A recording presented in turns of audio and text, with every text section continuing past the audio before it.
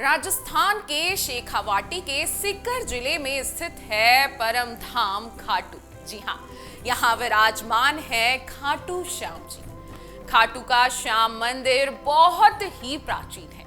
यहाँ पर प्रतिवर्ष फाल्गुन माह शुक्ल सृष्टि से बारस तक मेला लगता है।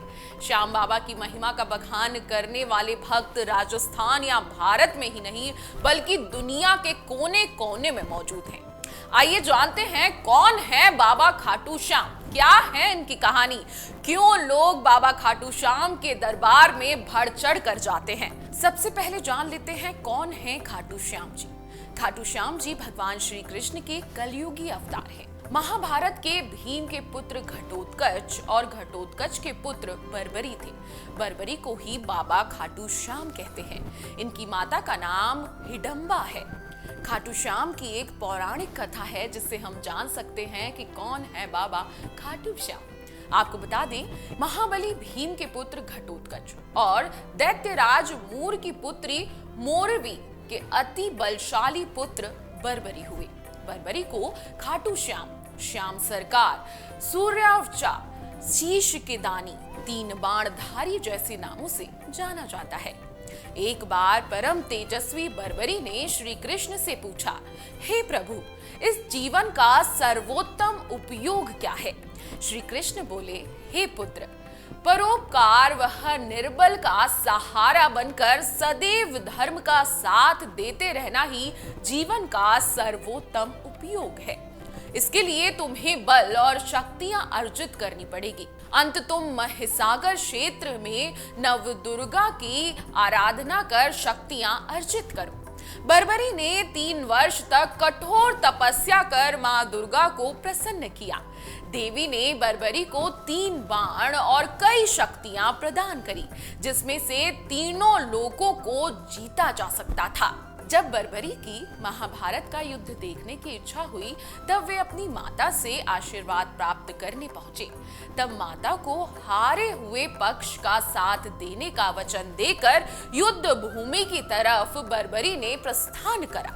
सर्वव्यापी भगवान श्री कृष्ण युद्ध का अंत जानते थे, इसलिए उन्होंने सोचा कि कौरवों को हारता देख बर्बरी कौरवों का साथ देने लगा तो पांडव की हार निश्चित है। इसलिए लीलाधर ने ब्राह्मण का वेश धारण कर चालाकी से बालक बर्बरी का शीश दान में मांग लिया। बर्बरी को आश्चर्य हुआ कि कोई ब्राह्मण उनका शीश क्यों मांगेगा। ऐसा सोचकर उन्होंने ब्राह्मण से उनके वास्तविक रूप में दर्शन देने की इच्छा व्यक्त की।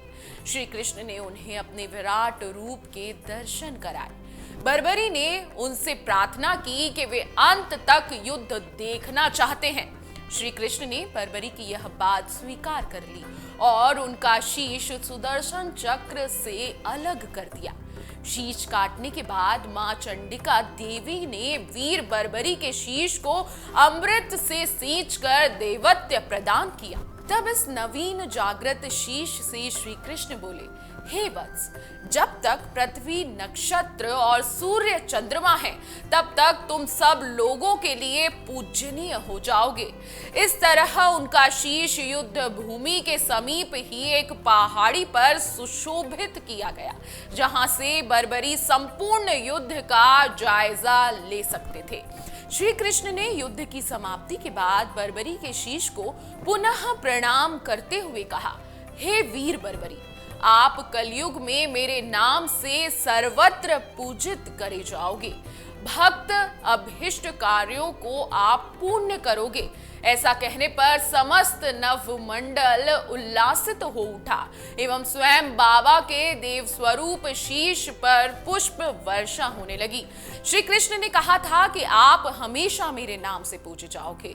अब कलयुग चल रहा है और श्याम बाबा की पूजा पूरी दुनिया कर रही है। दूर दूर से लोग खाटू श्याम के दर्शन करने आते हैं। खाटू श्याम बाबा को हारे का सहारा कहा जाता है।